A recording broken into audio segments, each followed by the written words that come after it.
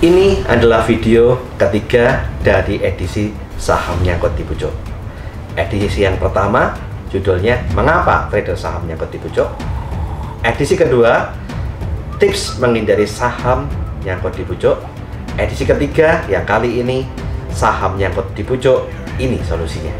Mari kita kupas tips saham nyangkut di pucuk, ini solusinya.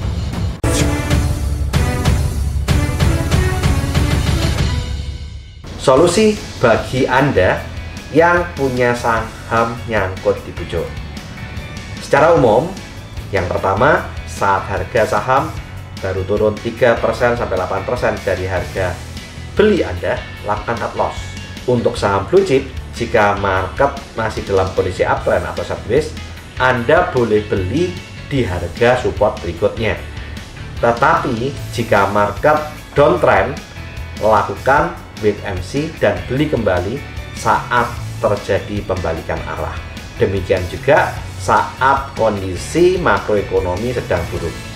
Yang kedua, kalau saham Anda sudah rugi di atas 30% atau bahkan lebih, perlu analisa saham yang lebih mendalam. Secara khusus, ada beberapa langkah. Langkah yang pertama, analisa apakah saham Anda nyangkut karena faktor makroekonomi, faktor sektoral, atau faktor individu emiten yang Anda beli. Apa maksudnya? Kalau saham itu turun karena faktor makroekonomi, ikuti perkembangan makroekonomi baik nasional maupun internasional. Saat pemerintah melakukan kebijakan ekonomi baik secara fiskal atau moneter dengan memberikan stimulus, biasanya market akan berbalik arah. Nah, saat market berbalik arah karena stimulus tersebut, Anda bisa buyback saham yang sudah Anda cut loss, atau bahkan Anda juga bisa melakukan averaging down agar modal rata-rata Anda menjadi lebih murah, sehingga saat harga sudah mencapai harga rata-rata Anda bisa melakukan profit taking. Anda bisa jual semuanya. Kalau memang kondisinya sedang bagus, Anda bisa tetap hold, atau bahkan Anda bisa melakukan averaging up kalau kondisi makroekonomi sudah kondusif atau bahkan berbalik arah menjadi bullish. Tapi kalau penurunan saham karena faktor sektoral, Anda melakukan langkah kedua, yaitu misalkan ya, di langkah kedua ini saham sektoral ini kan jenisnya macam-macam. Contoh, ada saham komoditas. Seringkali saham komoditas bergerak mengikuti harga komoditasnya, sehingga di samping Anda memperhatikan harga saham, Anda juga harus memperhatikan harga komoditasnya. Contoh, harga nikel itu akan mempengaruhi harga saham Antam atau Inco, sehingga kalau harga nikel naik, kecenderungannya Antam dan Inco naik. Tapi kalau harga nikel turun, kecenderungannya harga saham Antam dan Inco juga turun. Demikian juga harga batu bara mempengaruhi harga saham PTBA, ITMG, Adaro, dan lain-lain. Harga CPO mempengaruhi harga saham Astra Abdul Lestari, London Sumatra, Elsip, Escrew, dan lain-lain. Untuk saham komoditas, Anda harus memperhatikan tentang harga komoditas tersebut. Kemudian yang kedua, Anda juga bisa memperhatikan kebijakan pemerintah, terutama tentang pajak. Saat sebuah sektor terkena kenaikan pajak, misal seperti cukai rokok dinaikkan, maka segera cut loss saham Anda, karena kenaikan cukai rokok bisa menurunkan daya beli karena harganya naik dan akan mengurangi laba perusahaan rokok tersebut. Anda boleh buyback saham tersebut saat harga saham jatuh lebih dalam dari harga wajar setelah dikurangi cukai. Nah, ini Anda bisa melakukan kalau Anda bisa menghitung company valuation, atau Anda seringkali juga bisa membaca daripada valuasi para analis saham fundamental.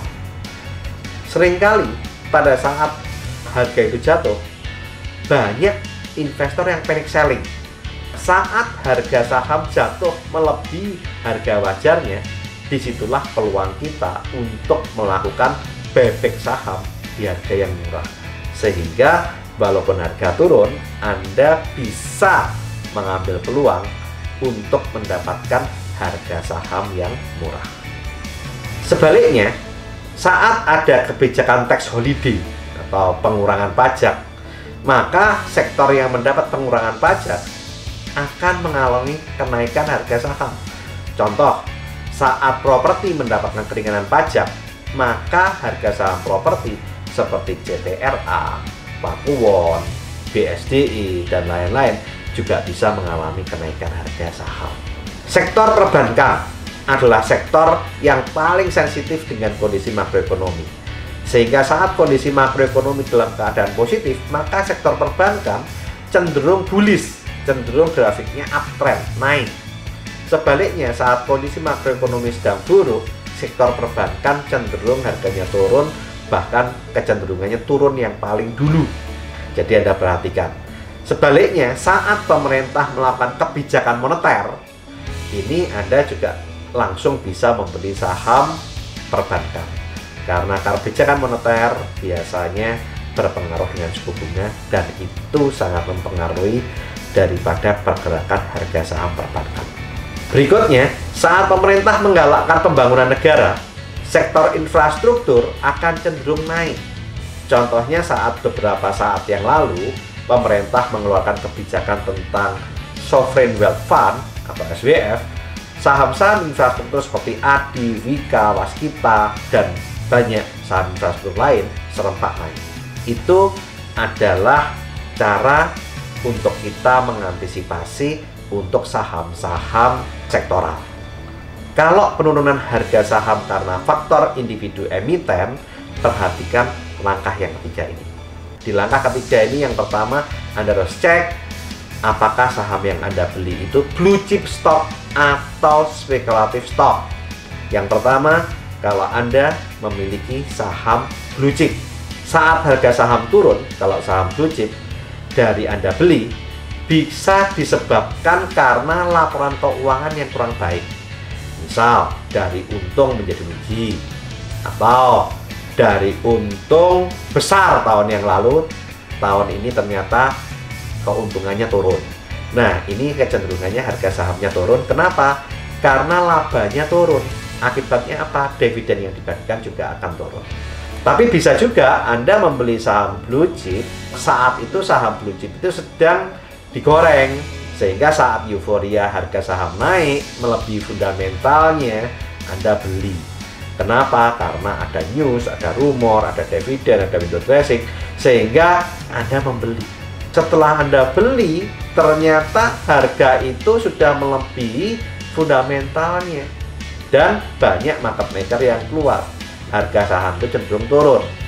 Tetapi Anda nggak usah terlalu panik. Bagaimana? Anda bisa melakukan cut loss 3-8%, semakin cepat semakin baik. Kemudian lakukan buyback di support berikutnya dengan catatan kondisi makroekonomi bagus dan saham dalam kondisi uptrend. Tapi ada juga orang yang takut kalau dia menjual sahamnya kemudian harganya naik terus. Kalau Anda takut seperti itu, melakukan cut loss kemudian harganya naik, Anda jual setengah, nggak usah seluruh. Setengah lagi Anda jual, setengahnya Anda hold. Apa fungsinya? Setengah dari saham itu dijual, Anda bisa melakukan trading untuk mengurangi kerugian. Jadi Anda jual setengah, setengahnya Anda hold. Nah, setengahnya lagi nanti Anda beli lagi. Saat naik Anda jual. Anda gunakan support dan resisten untuk jual beli di trading tersebut untuk mengurangi kerugian. Jika Anda orang yang anti cut loss, ada juga nih beberapa trader yang atau investor yang anti cut loss, saat harga turun Anda bisa melakukan averaging down di harga support atau saat membalikan arah, dengan catatan kondisi makroekonomi sedang baik dan kondisi grafik masih uptrend.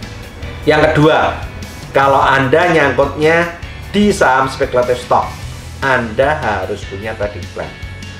Berapa persen Anda mau profit taking, Dan Anda harus disiplin cut loss 3%, maksimal 8% Anda cut loss, dan kemudian lupakan. Bagaimana kalau saat ini mungkin Anda sedang mengalami kondisi kerugian sudah di atas 20%, 30% dari harga saham itu? Kenapa kok Anda bisa terjadi seperti itu? Karena harga saham itu sebelumnya sudah naik 300% dan 500% dari harga awal. Dan tren harganya terus turun. Ini walaupun Anda rugi banyak, saran saya lakukan cut loss untuk menyelamatkan dana Anda dari kerugian yang lebih dalam. Karena ada kemungkinan saham tersebut bisa kembali ke harga awal sebelum harga dikurangi naik. Bahkan beberapa saham bisa mencapai harga 50, masuk Block 50. Anda tidak bisa jual saham tersebut di pasar reguler. Kalau kondisinya seperti itu gimana? Anda sudah mengalami kerugian 20%, 30% terlebih. Ya, kerugian saya harus kembalikan gimana? Lakukanlah switching portofolio ke saham blue chip yang sedang uptrend dan lebih mudah diprediksi. Ya memang cut loss dalam kondisi lebih dari 30% bahkan 50% itu sakit. Tapi lebih sakit kalau Anda harganya turun terus sampai kerugian Anda 90%, bahkan ada beberapa saham, beberapa investor yang nilai harga yang nyangkut itu hanya tinggal 5%. Itu cukup banyak. Jadi walaupun sakit, kalau gorengan Anda harus berani untuk melakukan cut loss. Semua saran saya ini adalah strategi secara umum. Saya tidak membahas saham tertentu dan saran yang saya berikan ini bersifat disclaimer on. Segala keuntungan ataupun kerugian akibat keputusan trading Anda adalah tanggung jawab Anda pribadi. Jadi apa yang saya sampaikan kepada Anda ini adalah strategi secara umum dan disclaimer on. Semoga penjelasan saya bermanfaat, dan jika ada kalimat saya yang bermanfaat, Anda bisa tuliskan di kolom komen di menit keberapa, detik keberapa kalimat saya yang bermanfaat untuk Anda.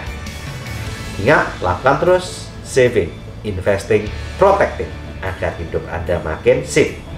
Saya Tony Hermawan Adikaryo, sampai jumpa di puncak kemakmuran.